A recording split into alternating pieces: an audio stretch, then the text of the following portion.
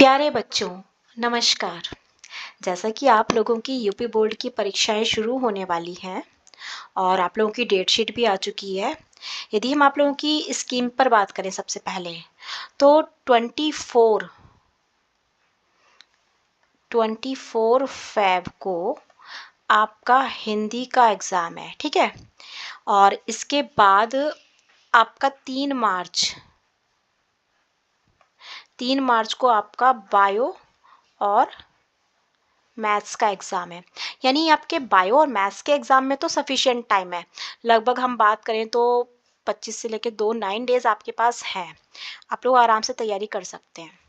फिर 6 मार्च को आपका फिजिक्स का एग्ज़ाम है, ठीक है?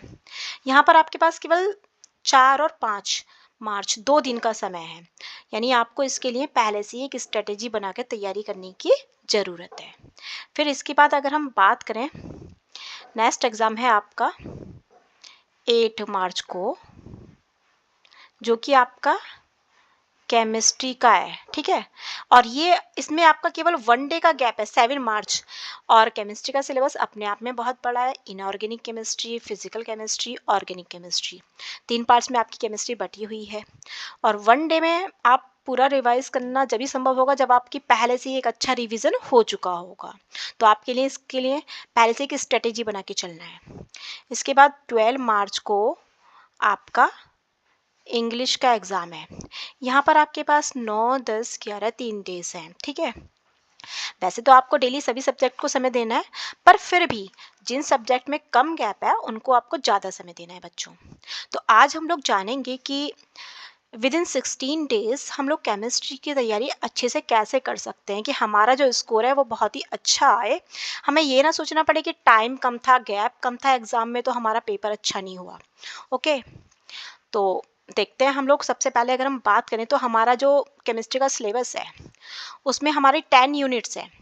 10 इकाइयों में हमारा सिलेबस बटा हुआ है और पहली इकाई है हमारी विलियन सॉल्यूशन, है ना? अब यहाँ पर हमने जो आपके सिलेबस है इसको 3 भागों में डिवाइड किया हुआ है, देख रहे होंगे आप लोग स्क्रीन पर। Physical chemistry, organic chemistry, inorganic chemistry. पहली यूनिट आपकी पहली, दूसरी, तीसरी 3 यूनिट आपकी फिजिकल केमिस्ट्री की हैं, जिसमें विलियन है आपका, जिसके रिवीजन के लिए मैंने 1 डे दिया है, ठीक है? फिर विद्युत रसायन, इलेक्ट्रोकेमिस्ट्री को भी 1 डे दिया है। फिर आपका रासायनिक बल गतिकी यानी केमिकल काइनेटिक्स को भी 1 डे दिया है। और 1 डे इन तीनों के न्यूमेरिकल के लिए दिया है, ठीक है बच्चों? और 1 डे में आप लोग क्या करेंगे, ये जो कुल मिला के आपकी फिजिकल केमिस्ट्री 22 मार्क्स की है, आप 1 डे में तीनों चैप्टर को रिवाइज करेंगे।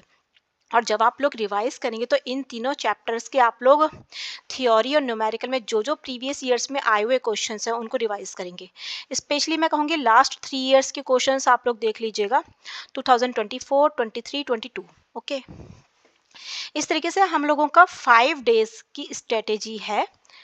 अगर हम बात करें तो जो हमारी फिजिकल रसायन है इसके मैंने 5 डेज दिए हैं। अब नेक्स्ट आता है फोर्थ यूनिट है डी ब्लॉक की यूनिट और उपसह संयोजन। डी ब्लॉक को भी हमने कितने दिया है, 1 डे। और उपसह संयोजन यौगिक को भी 1 डे। कुल मिला के हमने यहाँ पे 3 डेज दिए हैं कि एक एक दिन हम दोनों चैप्टर्स का रिवीजन करेंगे और तीसरे दिन हम पूरी इनऑर्गेनिक केमिस्ट्री को रिवाइज करेंगे। जब हम कंप्लीट रिवाइज करेंगे तो हमको उस दिन प्रीवियस ईयर्स के क्वेश्चंस देखने हैं।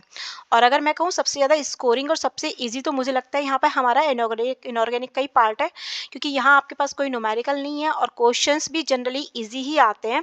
आपने अगर 11th में पीरियडिक प्रॉपर्टीज़ वाला चैप्टर अच्छे से पढ़ा है, आपको इलेक्ट्रॉनिक कॉन्फ़िगरेशन निकालना आता है, तो आप लोग ये क्वेश्चंस बहुत ही इजीली कर जाएंगे। कंसेप्ट बेस्ड क्वेश्चंस हैं, ठीक है?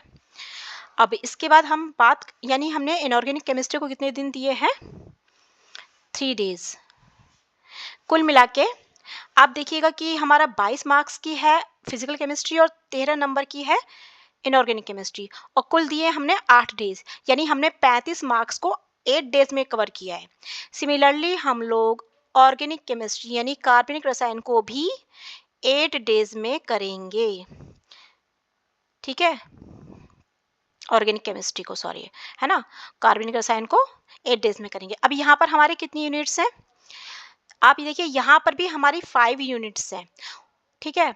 हेलो एल्केन और हेलो एरीन, अगर हम हेलो एल्केन और हेलो एरीन इसको हम 1 डे देंगे रिवीजन के लिए। फिर अल्कोहल फिनॉल ईथर को भी 1 डे देंगे, और अल्कोहल फिनॉल ईथर को आप लोग 2 डेज भी दे सकते हैं, क्योंकि ये चैप्टर हमारा थोड़ा लेंदी है। यहाँ पे अल्कोहल और फिनॉल तो सिमिलर है हालांकि, और ईथर, इस तरीके से तीनों को मिला के हम लोग 2 डेज देंगे, चैप्टर थोड़ा लेंदी है ये। और एल्डिहाइड, कीटोन्स, कार्बोक्सिलिक एसिड, इसको भी हम लोग 2 डेज देंगे। और एमीन का चैप्टर जो है आपका, जो आपकी 9वीं यूनिट है, ये काफ़ी छोटी यूनिट है, इसको आप 1 डे दे सकते हैं, ठीक है। और बायोमोलिक्यूल को भी 1 डे। अच्छा, ये और चीज़ देखिएगा कि आपकी सबसे छोटी यूनिट्स डी और एफ ब्लॉक एलिमेंट्स और एमीन्स हैं। आप लोग ये भी देखिएगा कि अगर आपका रिवीजन किसी दिन पहले हो जाता है तो आप नेक्स्ट डे वाला क्विक रिवीजन स्टार्ट कर दीजिएगा। इस तरीके से हमने 7 डेज में ऑर्गेनिक केमिस्ट्री को किया है, और जो लास्ट का 1 डे होगा उसमें हम लोग revision plus previous years question करेंगे, ठीक है। और कुल मिला के हमने 16 डेज में अपने पूरे यूनिट्स को डिवाइड कर लिया। और आप लोग जब रिवाइज करेंगे तो अपने पास एनसीईआरटी की जो बुक्स है गवर्नमेंट की, आप उसको अपने पास रखिएगा। आपने यदि कोई साइड बुक्स भी ले रखी है तो भी ले रहिए, पर एनसीईआरटी का कुछ भी मत छोड़िएगा, ठीक है। और स्पेशली मैं कहूँगी जब आप फिजिकल केमिस्ट्री करेंगे बच्चों, तो आप लोग उसके जो एक्सरसाइज में दिए हुए न्यूमेरिकल्स है उनको कीजिएगा, प्लस जो आपके एग्जाम्पल्स है उनको भी छोड़िएगा नहीं, ओके। आई होप कि आप लोग अब एक इस टाइम टेबल को, आप लोग ये टाइम टेबल मैंने रेफर किया है, पर आप लोगों को लगता है कि आपका कोई चैप्टर ज़्यादा अच्छा है और उसको कम डेज की आवश्यकता है, और कोई चैप्टर आपका कम प्रिपेयर है उसको ज़्यादा डेज की आवश्यकता है, तो भी आप कर सकते हैं, पर आपकी स्ट्रेटेजी विद इन 16 डेज होनी चाहिए। एटलीस्ट आई थिंक 21 फेब तक आपकी पूरी केमिस्ट्री कंप्लीट हो जानी चाहिए। और जब आप पूरा रिविजन कर लोगे तो आप पहले से आप एक माइंड फ्री रहोगे, और आप जो एग्ज़ाम होगा वो बहुत अच्छा होगा, ठीक है। और यही कहूंगी कि हार्ड वर्क तो अच्छा होता है, पर hard work with a strategy is more important. So best of luck to all of you dear children, good luck, have a good day.